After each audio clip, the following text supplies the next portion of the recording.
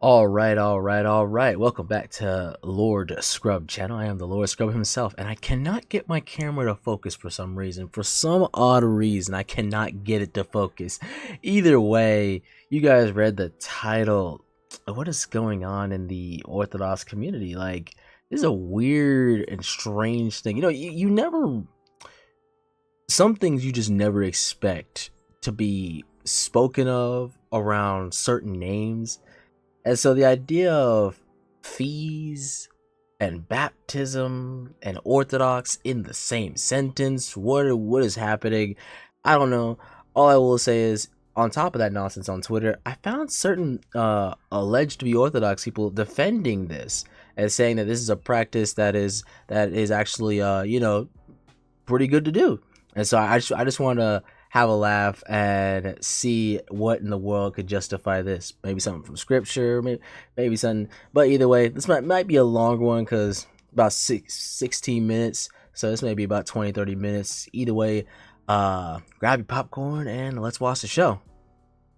Falling there. Okay, so we're gonna just go in. We're gonna go in. Okay, we're gonna go in.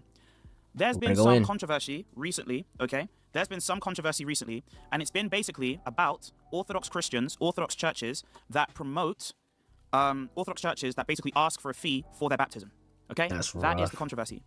And a lot of Orthodox Christians came out, obviously, in defense of their parishes, saying, hey, look, yes, some parishes require some sort of money. Yikes. So this is a legitimate thing, you know? I mean... the baptisms aren't cheap. This holy water came straight from the mountain of heaven, and so we can't just give it to you for free. Services. I mean, wow. What is there to say? I mean, pretty sure a majority of us got our baptisms for free. Some people, it may cost you a bit of penny. To compensate for the services that are provided. But some people took exception to gotta compensate the priest. Were using this as some sort of attack against the Orthodox faith, and it's, number one, frankly ridiculous. It's ridiculous for multiple reasons, but it's also ridiculous because of the fact that ultimately people have been giving their explanations. They've been giving their explanations, and now people have been coming out attacking the Orthodox faith. Let's catch you guys up. Let's get you guys up to speed, basically on the scenario of what's been going on. Let's get you guys up to speed, basically on the scenario of what's been going on. Okay, so the scenario is as follows. Okay. On X, a Protestant came up and made this particular post. Banned pastor got 400,000 views. Hold on. Before we talk about the views, holy moly, $250? My goodness. After seeing that weird guy, last year talk about close the doors. We did not get enough offerings and tithes. This is kind of crazy. And of course, apparently this is in Brooklyn, New York City. I swear that new mayor's got that new mayor's got them cooked over there. That 250 is the minimum fee to get baptized. That's crazy work. 400,000 views. He posts this picture. Of course, it's rage bait. But Orthodox people, sometimes in the Ortho brosphere, whatever, they can't help but comment. Okay. Hey, thanks for the $5 Canadian one-way apologetics. Thank you. We'll read all the super chats soon. It shows up on the screen. So, Bam Pastor makes this post, okay? And he says, baptism is only $250 for Orthodox. Now, here's the thing. He is framing this as though this is basically saying that we charge people for salvation. Right? We charge people not just for the particular service that we offer, but specifically... Is there some other tweets? Because I was about to say, because I want to say if he's framing it like that, I mean... All this says is baptism is only $250 for Orthodox. So I mean, I don't see any comments about salvation. Specifically for the grace contained within baptism. So he's accusing us of simony. Okay, he's accusing us of simony. I've never heard that term before. Orthodox people came out and they were like, sorry, just applying my my cocoa butter here. Okay, Orthodox people came out and they were like, hold on, I've never paid for baptism. I've never paid, right? So the situation essentially was this guy, he was lying about baptism. He was like, Orthodox Christians have to pay for their baptism. They have to pay for salvation because they believe water baptism. Oh, so it's fake. So this is not a real website. This is not a real thing. Like, he made this up. AI really is crazy this day. Is that it? Saves them, so they have to pay for salvation. And we were all like, huh? Right? We were like, what? There's no way that we actually have to do that, right? There's no way we actually do that. He's like, nah, look, bro, baptism fee. Baptism fee. And I said, there's no way that this is real. So it's not real, is it? He's never actually had an Orthodox Christian explain to him what happens within baptism, right? So I just comment under the post, cheeky little comment, get 17,000 views. It says, I was baptized for free, sacraments are free. Okay, I just tweeted under it. I said, look, I was baptized for free, sacraments are free. I don't think there's a single person in chat that actually paid for their baptism.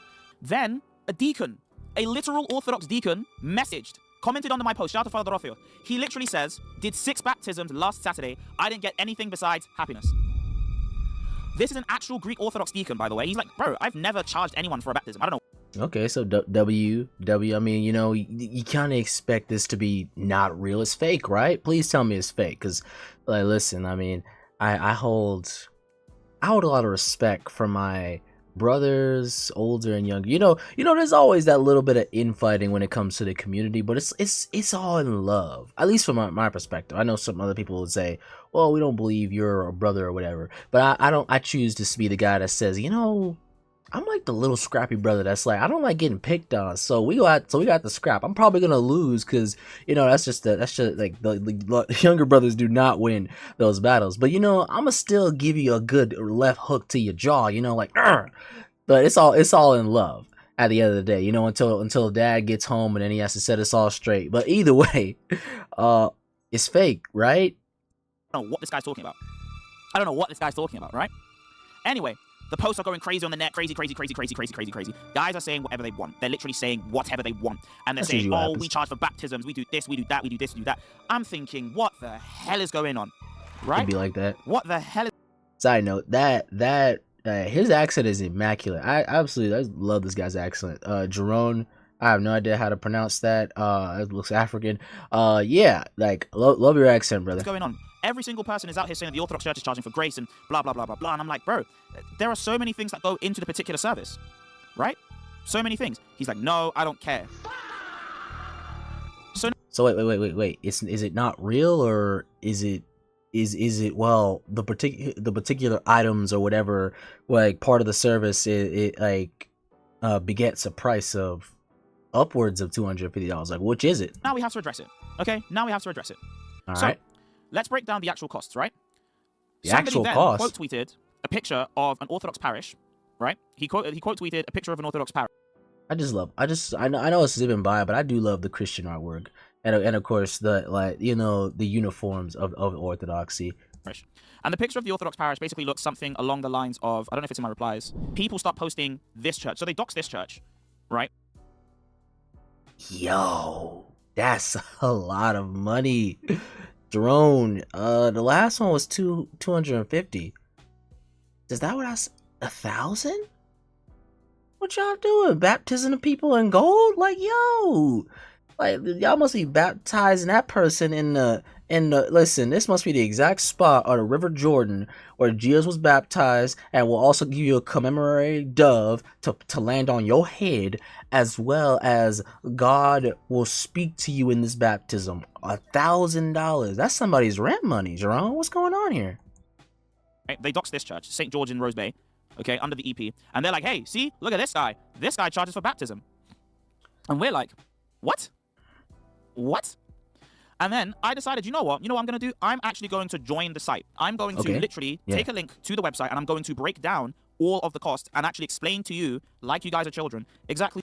Okay, so wait, is it real or not, Jerome? Like, what's going on here? Like, 1 minute it's like it's not real. Next minute you gotta actually explain the cost. What's going on here? Why they charge this much? Now, why? There's a reason. Like this is justifiable. 1,000 means that's that. Okay, all right. What do you? Wow. Some people overprice the requirements to upkeep their parishes. Yes, absolutely. But paying for the particular service is not wrong, and it isn't simony. And there's scriptural basis for it too. There's ecclesiastical basis for it too. Paying for the service is scriptural, meaning it's biblical.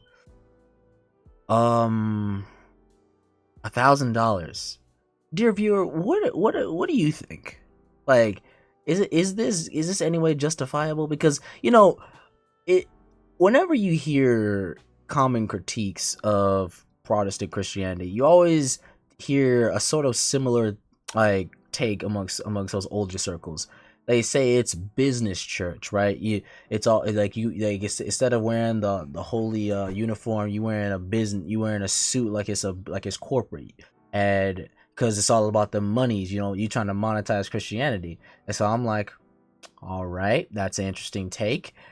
And then, oh man, it's like, huh, now there's this. And now, I guess he's treating it like it's a real thing, because now he's apparently about to defend it. So I'm just like, okay, so wait, what is it? Like, are we all just business church? Do we all need to put bread on the table, food, like, you know, like a roof over our head? Are we all just doing like something? Because listen, like every Sunday, tithes and offerings. Go ahead and just collect, like, screenshot the little barcode and send this money, whatever, like to our bank account.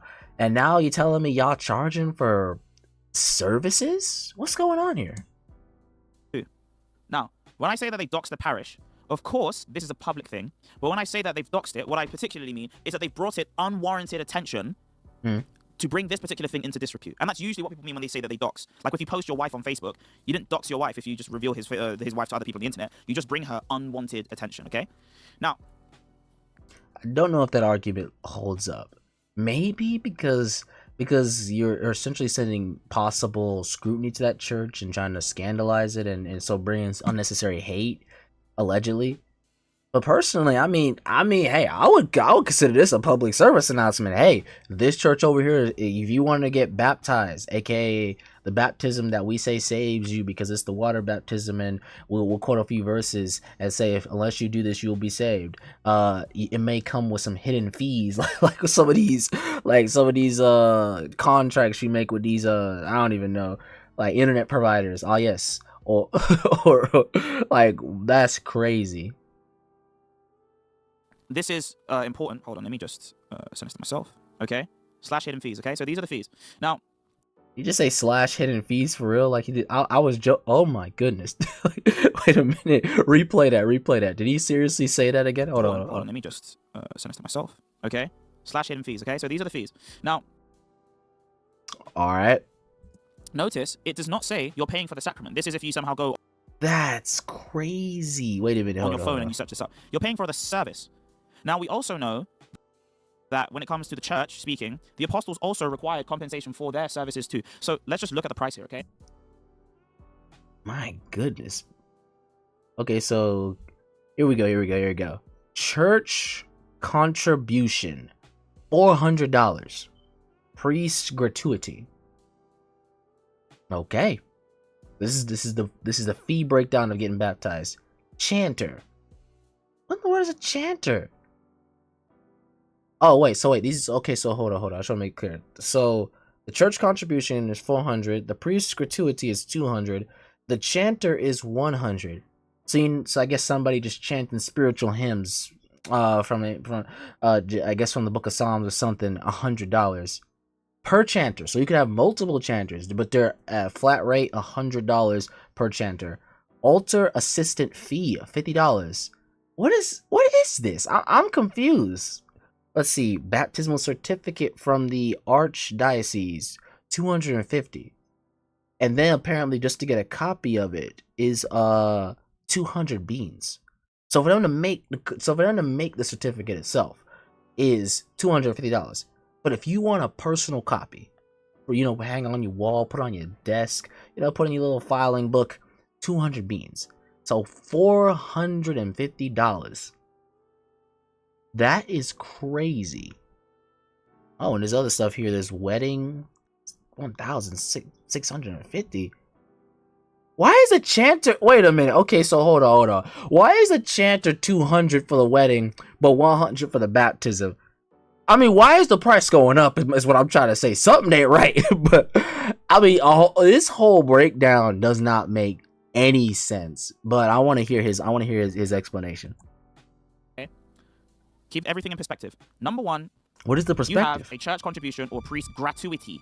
Okay, so gratuity fee, which can be waived, obviously. Okay, then you have the chanter fee per chanter. So if you okay, so the fee, so 1,000 minus $200, so that's still 800 beans just to get baptized. All right, let's keep going. You had one guy chanting, one priest, an altar assistant that will help to assist the actual service taking place whilst the priest is praying. You then have the baptismal certificate from the archdiocese. All of that will come to around 1,000. Okay. That's a lot of money. All it comes up to.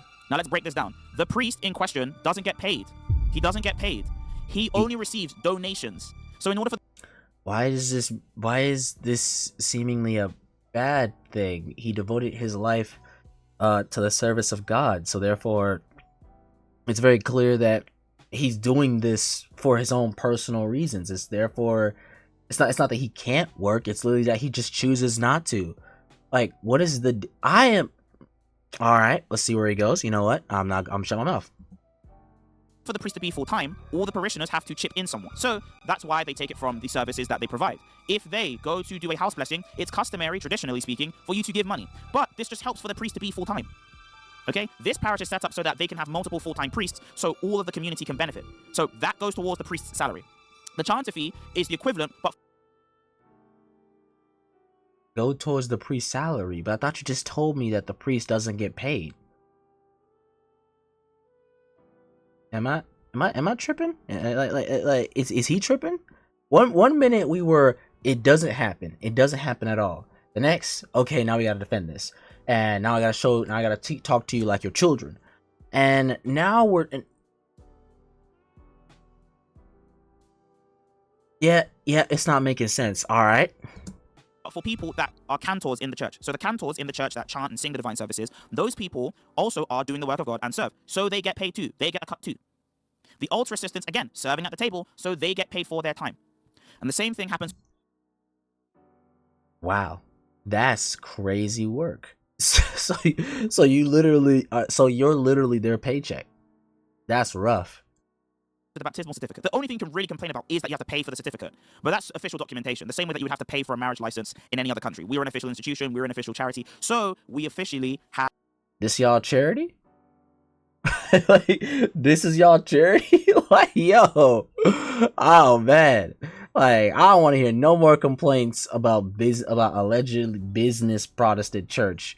This is y'all charity? That's crazy. Like this that charity that comes to your house and robs you, because that's a wild. Have these particular certificates that can work in a court of law as well. Okay? So we pay for all of those things. At no point in time have you, for any reason, actually paid for the grace of salvation. Never. You have never, ever, ever, ever seen this. Now, that's the... I feel like this argument only works because... No, you know, I want to see where he goes with this a little bit before I say something. Fee breakdown. Now, as you can see, of course, the church would need all of these things. Why? Because you pay for the upkeep of the church. You pay for the water that you use, because you use a lot of water. You pay for the electricity. You pay for the priest's time. Because if the priest is baptizing you and he's doing the service of baptism here for you, that's time that he's not spending with someone else. That's time that he's spending not visiting a hospital to give that person last rites. That's time that he's spending not trying to officiate a marriage. That's time him spending not being able to confess people because he's busy baptizing. Listen. You need to understand, my dear viewer. The priest's time is valuable. Listen, saving your wicked, corrupted soul through baptism, man, he could be praying over some people at church. His time is valuable. He could be doing other things. You need to compensate him for his time, man. What's wrong with you? Why would you ever have this weird idea that all this comes for free? Has anything in your life come for free? Let me think about that. The clothes on your back, the food in your fridge. Of course you gotta pay to get baptized. What are we talking about? So you pay him for his time. You pay him because he's doing the work of God. He's doing the service of God. And it's gratuitous. As it literally says on the site. A priest gratuity. Now, listen. The extra 200 on top of the 400, on top of the 100, on top of the $50, on top of the $250 and the $200. Listen. We'll waive away that little. The priest gratuity is free, which means it's still gotta cough up 800 beans. Listen. You coughed up more money on your shoes or on new trends. Why can't you spend money on church? What's wrong with you? Now, the only reason why people have gotten uppity about this is because the church referred to the thing as fees. That's the only reason why people are getting so tight about this. I'm sorry. Somebody said this is finding Holly Jesus. And this person said, I'm on phone and had to zoom in to see the 1,000 and 1,600. Brothers lost it. Brother said, wait a minute. Okay, you know, when I heard we charging for baptisms, I'm like, okay, you know, a little $5 donation, maybe $50 if we feeling cheeky, $100 if we put the incense in there, you know, like use the sacred relics a little bit. But that man saw that and he lost it. He's literally just mystified. Because the word fees was used. Well, what is a fee? It is a particular amount. What is a fee? It's some money you owe. Compensation given because a service was provided to you. Now, I was baptized in the Orthodox Church, and I'll tell you how much I paid. Not a single penny. Not a single penny. All of my Then why would you ever defend this if you got it for free? friends didn't pay a single penny. No one pays if they cannot contribute. It is only according to the need that you will need to ever fork up any amount of money. No one pays if they can't contribute. My brother, then why is there a make a payment section? What's happening here? Oh, wait a minute. What's this? What is this? Wait a minute. They got a section for funerals? Let's see. Funeral, wake, or memorial. Baptism, other function / party. Wait a minute. The priest getting jiggy with it? Hold the phone. Wait a minute. What do you mean party? Oh wait. These are extra things. Like the priest can go to other events. So there's funeral, then there's wake, memorial, baptism, etc. And party. The priest is gonna get jiggy with it at the party. He's gonna show y'all he's gonna show y'all what happens when they put him on some communion. like what is this? Hall hire? Like this don't feel like this don't feel like the sanctuary no more. This feel like business. What is happening here? Okay? That is it. So when we add all the costs together, then yes, it comes up to. Wait a minute. Hold on. The more I see, the more I dislike. Divorce certificate? The church is overseeing divorces? Didn't Jesus say, like, let no man separate? Yeah, verse on screen. Jesus ain't agree with divorce? What you mean you overseeing divorce?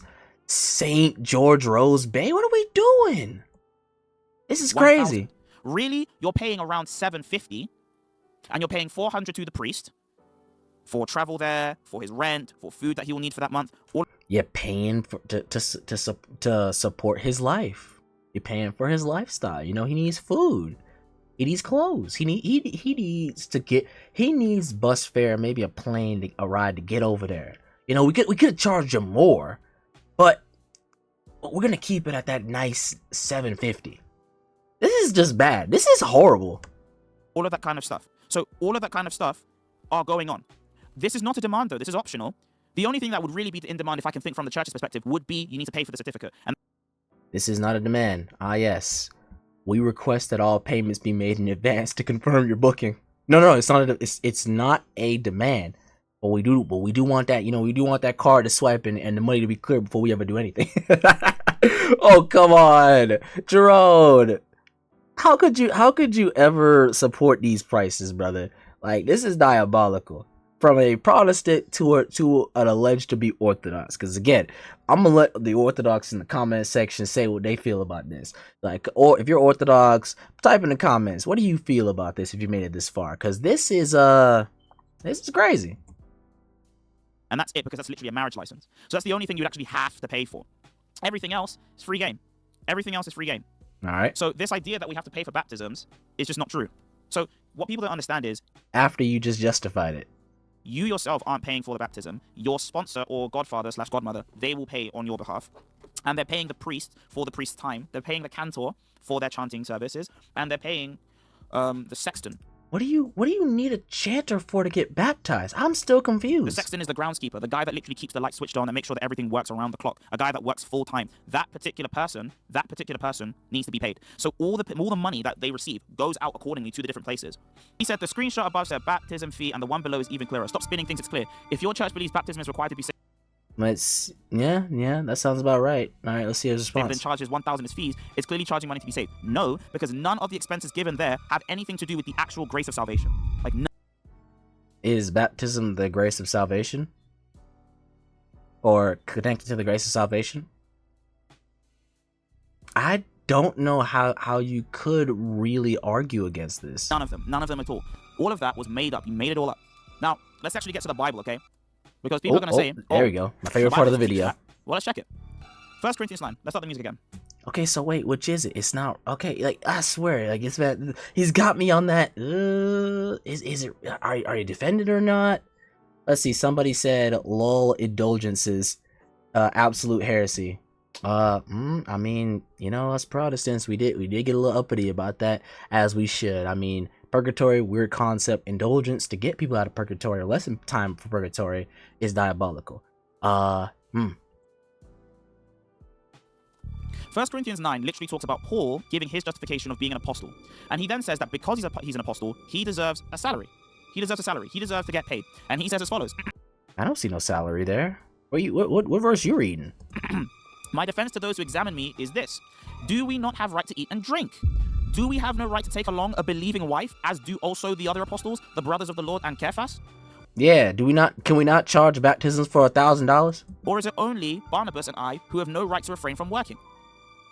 Yeah, listen, the Protestants do their little tithes and offerings. Why can't we charge chanter fees? So he's like, look, these married clerics deserve payment.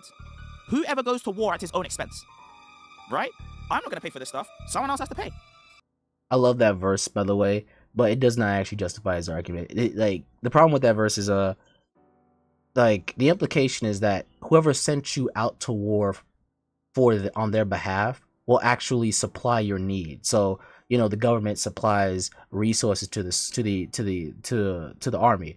A king supplies his soldiers with knights, armor, shields, swords, etc. And so it would actually be the one authority supplying your need, not the citizens having to pay you fees. But all right. Who plants a vineyard and doesn't eat of its fruit? Or who tends a flock and doesn't drink of the milk of that flock? Do I say these things as a mere man? Or does not the law say the same thing as well? Because it's written in the law of Moses, you shall not muzzle an ox while it treads out the grain. Is it oxen God's concerned about? Or does he say it altogether for our sakes? For our sakes, no doubt, this is written, that he who plows should plow in hope. And he who threshes in hope should be partaker of his hope. If we have sown spiritual things for you, is it a great thing if we reap your material things? So that's his argument? Your money, right? So your money? Brother, like, oh my goodness, this is so bad. The people collected offerings. They literally collected offerings, and they're saying after people gave freely to the church, they reaped of that free offering, that free giving. Not they had a price at the door, pay this much to get in, pay this much for this service. That's not what they did. Those are two different things. How does he not see this? If others are partakers of this right over you, so it's a right. They have this as a right. God has given this to them so that they may be able to have this. Are we not even more? Nevertheless, we haven't used this right, but endure all things lest we hinder the gospel of Christ, because he doesn't. So let me get this straight. So after laying down this foundation, Paul literally said he has not used this because it would hinder the gospel. He can't make this up.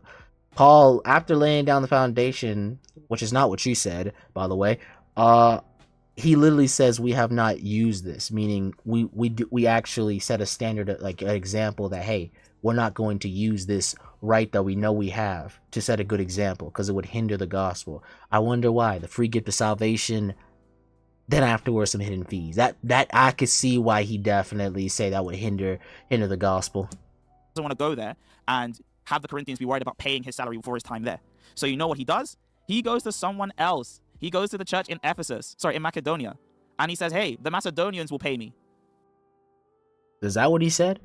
And when I was present with you in need, I was a burden to no one. And when I lacked, the brethren who came to Macedonia supplied. He didn't say he went there. He didn't say he went there to go take from them. He literally said whatever he lacked, they freely provided him. What do we do? What are we doing, Jerome? The text, I appreciate you putting the text right there because I'm like, huh? That's not what that said. What I supply, the Macedonians have. So clearly, it's established in Scripture this principle in verses 13 and 14, that anyone who serves at the table, that serves at the temple, gets to eat from it. Very simple. You serve at No one's disagreeing with the fact that the church can receive resources, including monetary gain. If anything, that's just part of freely give or freely receive, right? And so I can understand that. But again, like, this is a completely different topic. If Protestants did this, Orthodox would crash out, because that'll be another thing for them to hold over our heads. But when they do it, it's perfectly fine. Wow, forget that. When they do it, we ain't even doing this nonsense. Like, we just having offerings every Sunday. at the temple, you get to eat from it. It's a very simple principle. And all of the feasts that you see here are different people that serve at the temple, and so they get to eat from it. That's it. So he justified it. Now, nowhere here does it say that this is necessary. This is Except right here. Request all payments be made in advance before the booking. if you want to book a baptism, by the way, if you want to book it. So you want to have the sacrament or service of baptism outside of the liturgical context. You just want to do the baptism on its own, like the baptism and chrismation. Those fees are diabolical if you want to do it outside of the liturgy. That's crazy. That's it. Fine. But if you are baptized, for example, in the context of the divine liturgy, you're not going to have to pay any money for that. Right? Obviously. So then why have the feet? Never mind. Obviously. You know what? Well, that was the video. That was a long one. What do I say? Well, given that was a long one, this is definitely a long video for you guys. I'm sorry for this. I just found this crazy. A video defending this practice after people crash out about it on Twitter. And so, what does the Bible say? Well, I think it's very clear. Jesus lays down the law of highlighting how our spiritual life, or dare I say, our desires cannot be caught between two needs. You know, that's the whole point of saying one cannot serve two masters. You need to give your full self to one or the other, right? Because they inherently compromise each other given their tugging in two different directions. And so he says this: one cannot serve two masters, or no one can serve two masters, for either he will hate the one and love the other, or he will be devoted to the one and despise the other. You cannot serve God and money. It's very clear that you cannot pursue God with the expectation of physical gain. I think this is obviously clear. I mean, you have verses that directly highlight how Christ is our everything, and that we will live according to whatever Christ provides, according to his word. I think Matthew chapter 4 verse 4 perfectly says this, repeating, "It is as it is written, man should not live off of bread alone, but by every word that comes from the mouth of God," right? We're gonna be sustained by the Lord, and we're gonna live according to his truth. And so this idea of individuals sort of mixing godliness with the idea of it translating into gain is something foreign to the text. If anything, it's something irrehensible. After highlighting problematic people in verses 3 and 4, in 1 Timothy chapter 6 verse 5, it says, "And constant friction among the people who are depraved in mind and depraved of the truth, imagining that godliness is a means of gain." So the example of a depraved mind, deprived of the truth, meaning starved, empty of the truth, is that this idea that godliness should be a means of gain. It's problematic. If anything, this reminds me of one of my favorite verses in the Old Testament. Micah chapter 3 verse 11. "Its heads give judgment for a bribe." So, meaning like the leaders give basically, like judgment is just handing out the verdict, right? Handing out what is real, what is the black and white verdict. What is the conclusion, right? For a bribe, meaning they're not doing it for the sake of justice, they're doing it for the sake of receiving. Its priests teach for a price. So the holy man, the man of the cloth, are giving out instruction for dollar signs. Its prophets practice divination for money, meaning it's prophets, the messenger of God, deliver revelation for money, for the dollar sign. And here's the kicker: yet they lean on the Lord and say, "Is not the Lord in the midst of us? No disaster shall come upon us." With the implication being that God hates this and will destroy those wicked men. And so what is there to say other than, wow, he actually defended that? Well, Is he really Orthodox? I have no idea. Let me know, Orthodox people. Is this your guy? Is this the explanation? Is what he's saying accurate? All I will say is, God help us all, because that is crazy. 250 to 1,000 beans. You know, that divine liturgy service, you better get baptized there, or your bank account is gonna be chopped up like a pretzel when they done with you. I'm talking the chanter is bad. Either way, a bit of a long one. God bless and stay blessed, and I hope this video finds you well. I don't think I need to, but just for the sake of a video being this controversial, no arguing on Twitter, no arguing on YouTube comment sections. Please, I'll link the video in the description if you want to watch it for yourself and maybe look into the information posed in it. But nobody from my audience, don't be disrespectful, please. Have respect to the Lord, not to men, when you treat men with the uttermost respect. Either way, God bless and stay blessed, and see you guys later. Take care.